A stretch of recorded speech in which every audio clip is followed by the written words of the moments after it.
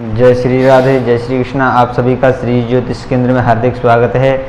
आइए, गुरु दीक्षा लेने से पूर्व किन बातों का रखना है हमें ख्याल, इन बातों पर हम आज कुछ चर्चा करेंगे जो कि बहुत ही विशेष महत्वपूर्ण है। गुरु दीक्षा लेने से पूर्व इन बातों का रखना चाहिए विशेष ख्याल, जो कि गुरु दीक्षा सबसे पहले कि गुरु दीक्षा हम लेते हैं लेकिन हमें खुद पता नहीं रहता कि हम गुरु दीक्षा क्यों लेना चाहते हैं, क्यों ले रहे हैं। तो आइए जानते हैं गुरु दीक्षा क्यों लेते हैं। क्या गुरु दीक्षा अपने बिजनेस क्षेत्र को बढ़ावा देने के लिए, क्या गुरु दीक्षा अपने कार्य क्षेत्र में उन्नति कराने के लिए, क्या हमारे घर में सुख शांति होने के लिए? ऐसा नहीं। यह आपका विचारणीय यदि है तो ये सही नहीं है। यदि आप गुरु दीक्षा लेना चाहते हैं तो उसके पीछे हमारा जो ध्येय होता है, हमारा जो भाव होता है वह यह होना चाहिए कि हमें आत्म कल्याण की प्राप्ति का कोई मार्ग प्राप्त हो और परमात्मा की प्राप्ति का कोई मार्ग प्राप्त हो, भजन करने का हमें सौभाग्य प्राप्त हो और मन पवित्र करने का हमारा किस प्रकार से कोई समाधान प्राप्त हो। इस प्रकार से गुरु दीक्षा का लेने का ध्येय होना चाहिए, जो कि तभी आपकी गुरु दीक्षा लेना श्रेष्ठकारी होगा। अब बात करते हैं दीक्षा कब लेनी चाहिए। क्या गुरु दीक्षा लेने की कोई उम्र होती है? नहीं, कोई उम्र नहीं होती है। गुरु दीक्षा लेने के लिए आप किसी भी उम्र का इंतजार ना करें। ऐसा नहीं कि आप सोचते हैं कि हम अभी कोई उम्र नहीं निकल गई, हम आगे चल के बच्चों से नाती पोताओं से निवृत्त होकर के तब गुरु दीक्षा लेंगे, तब भजन करेंगे। ऐसा आपका सोचना बिल्कुल सर्वथा ही बिल्कुल गलत है, जो कि शास्त्रोक्त विधि के अनुसार ऐसा बिल्कुल सोचना अनुचित है। क्योंकि अभी हमको किसी को नहीं पता कि आगे हम चल पाएंगे या नहीं, कोई पता नहीं है इस जीवन का। इसलिए कोई उम्र नहीं होती है जो अपने बाल्यावस्था युवावस्था में जो भजन कर लेते हैं वो वृद्धावस्था में भी काम आते हैं, अंत समय भी काम आते हैं। तो इसलिए गुरु दीक्षा लेने के लिए कोई उम्र होने के लिए कहीं भी ऐसा उल्लेख नहीं है कि उम्र होनी चाहिए। आइए, तीसरी बात क्या है, क्या हम शिष्य बनने के योग्य हैं? क्योंकि गुरु दीक्षा तो लेने जाते हैं लेकिन उससे पूर्व क्या हम उस गुरु दीक्षा के पात्र हैं? क्या हम शिष्य बनने योग्य हैं? क्यों? क्योंकि यदि पात्र होगा तो उसी के ऊपर कृपा बरसती है। और यदि पात्र की जगह कुपात्र हुआ या कहीं कुछ आपके अंदर ऐसा कोई अवगुण है जो कि आपके शिष्यत्व को नष्ट करता है, तो ऐसी स्थिति में गुरु दीक्षा लेने से कोई आपको श्रेय नहीं प्राप्त होगा। तो आइए, क्या होना चाहिए? गुरु दीक्षा से पूर्व अपने आप को शुद्ध सात्विकी बनाना होगा। हम मांस, मीट, मदिरा आदि से सेवन आदि से बचें, तो वह आप तामस का क्रिया से आप जितना बच सकेंगे उतना ही आप शिष्यत्व को प्राप्त होंगे। आइए, और चौथी बात करते हैं गुरु दीक्षा के लिए गुरु कैसे बनाएं, यानी किससे बनाएं। गुरु दीक्षा किससे लें, किससे बनाएं अपना गुरु? तो गुरु बनाने के लिए आप बिल्कुल भी इस बात में ज़्यादा विचार नहीं करने की आवश्यकता नहीं। आप इतना ख्याल रखिए कि गु माने अंधकार, यानी गुरु का जो अर्थ होता है उसका मतलब समझिए।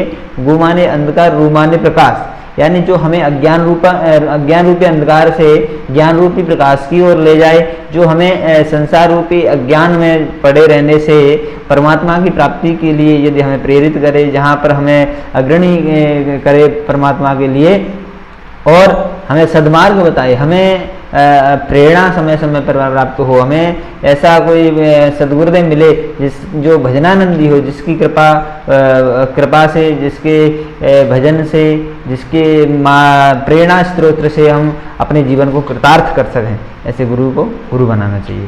अब बात करते हैं गुरु दीक्षा क्या किसी के कहने से लेना चाहिए? नहीं, किसी के कहने से गुरु दीक्षा लेने की आवश्यकता नहीं है।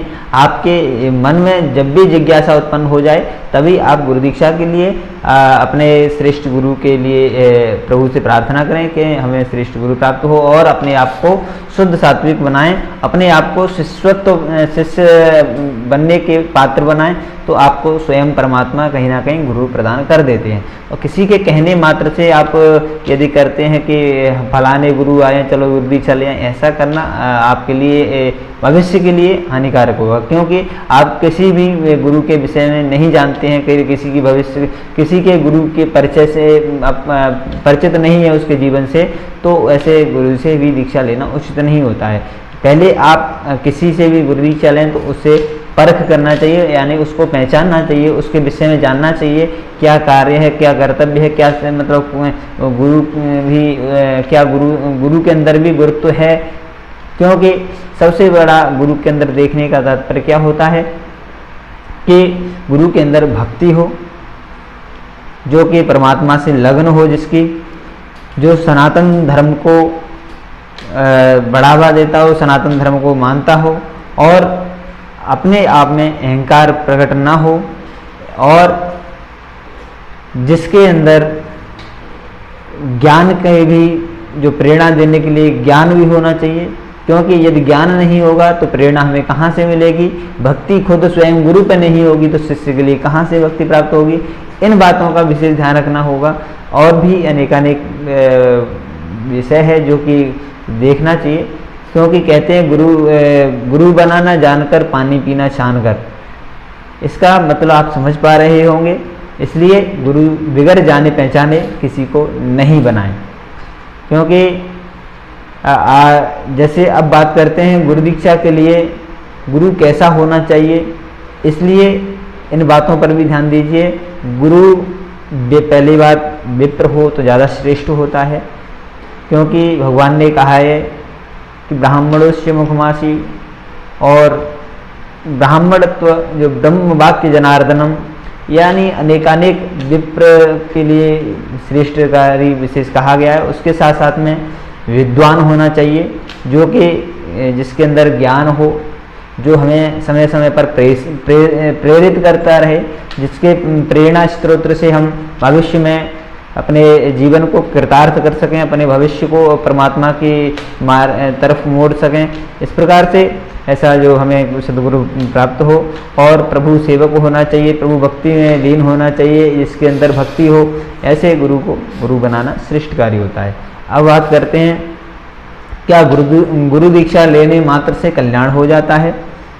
इसलिए केवल गुरु दीक्षा लेने मात्र से ही कल्याण नहीं होता है, अपितु उसके साथ साथ हमें गुरु प्रेरणा भी समय समय पर मिलना चाहिए, सत्संग हमें समय समय पर मिलना चाहिए, तो हमें गुरु कृपा प्राप्त होती है।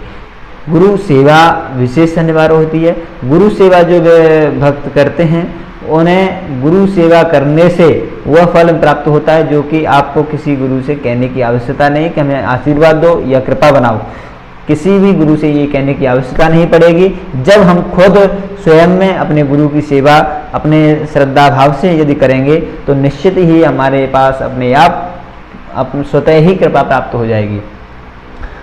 इसलिए सबसे पहले गुरु सेवा, गुरु प्रेरणा यानी जो गुरु सत्संग और गुरु भक्ति, गुरु के होने पर या न होने पर प्रत्यक्ष या प्रत्यक्ष में भी गुरु की सेवा करें, और गुरु की कभी भी कोई निंदा न करें, और गुरु की निंदा करने के साथ साथ में गुरु की निंदा सुनना भी सर्वथा वर्जित होती है। इसलिए गुरु सेवा, गुरु प्रेरणा, गुरु सत्संग आदि करते रहना, यही सबसे बड़ा गुरु दीक्षा का महत्व होता है। और गुरु मंत्र का भी विशेष